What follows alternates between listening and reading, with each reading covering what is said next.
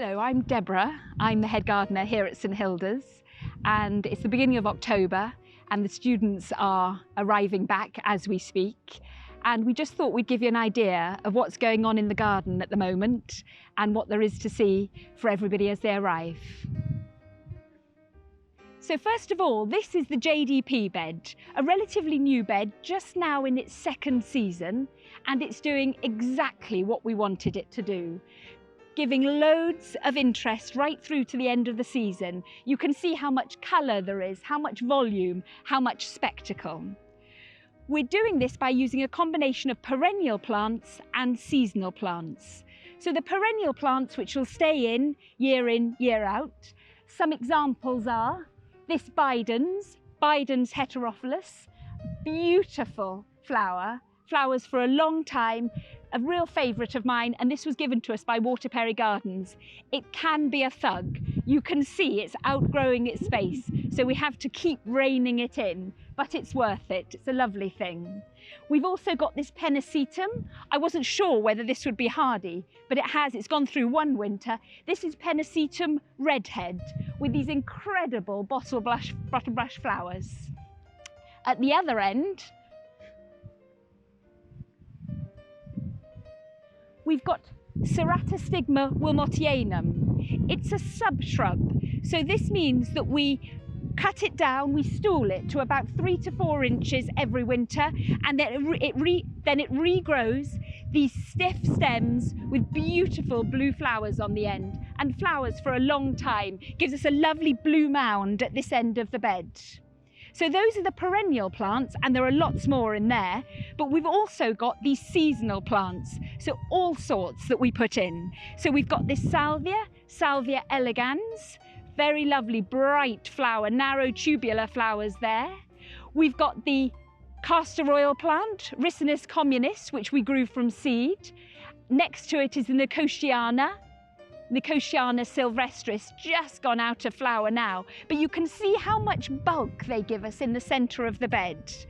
There's dahlias, there's this lovely Cuphea, very delicate flowers, and another favourite, this one here, Tagetes linnaeus burning embers. We grew from seed and it's just scrambling through these other plants.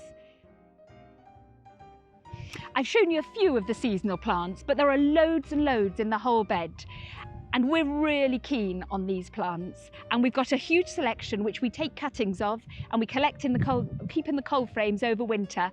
And then we can grow them on and put them in beds like this. And they're really valuable for us, extending the range of plants we can grow and the length of the season. They do take time and labour. They also have the disadvantage of when you're putting them in that May, June time, there'll be a gap in the border. They're small plants we put in, so the border tends to look a bit gappy, and that wouldn't be acceptable for some gardeners.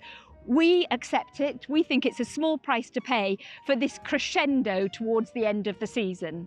There's also the fact that in May, June, sometimes you just don't have the labour to be able to be changing over your plants like this. But again, we make time for it so that we can have a display like this going right through into October.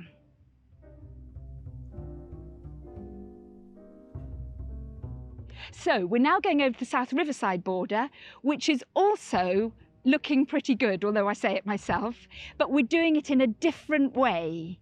We're actually over there with all perennial planting and none of this seasonal planting, but we've still got colour and interest right through to the end of the season. So this bed, South Riverside border, is still giving us colour and interest, but differently. Here we're using grasses and late flowering perennials, so no seasonal plants with one exception. So you can see we've got this fantastic miscanthus, we've got the giant reed grass, Arundodonax, and then dotted along the border we've got the pampas grass, and these are giving us those lovely plumes and that height which is perfect for a border of this scale.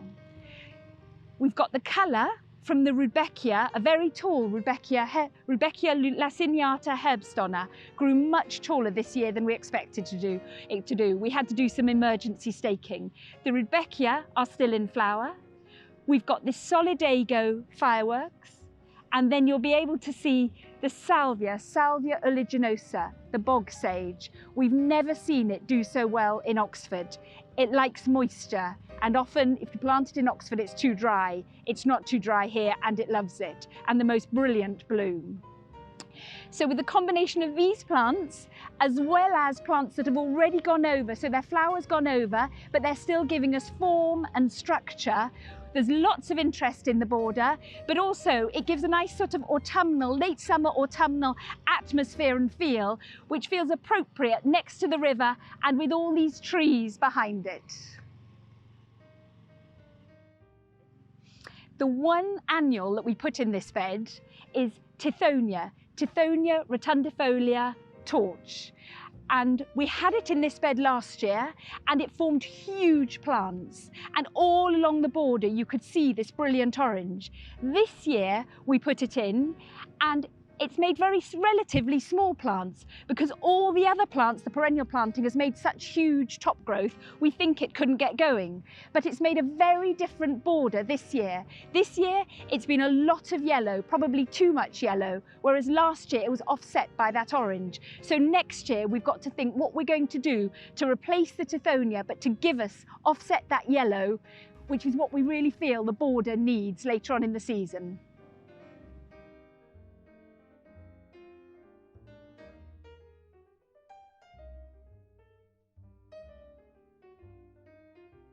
As many of you who visited the college will know, that as well as our borders, we've got a lot of containers around the college, and we love doing our pots and containers. And this is one we're particularly pleased with this season. Here we've got the banana, this lovely banana. It's not hardy, so it went in here in June, and then we'll take it out before the frosts and protect it for the winter. But it's made all this growth in a single season, and people who come in the Porter's Lodge and are heading down towards the library will see this magnificent plant. We've put it here with some pelargoniums. These are coral pelargoniums. I bought them as teeny little plugs just because I was intrigued to know exactly what colour they'd come out as. And then we've got this callocephalus, which is a great filler plant, tumbles, cascades over the side of the pot and gives you that pop of silver. And along with them, we've put a chocolate cosmos, Cosmos atrosanguineus, quite a subtle plant, but lovely the way it picks up the colouring of the banana.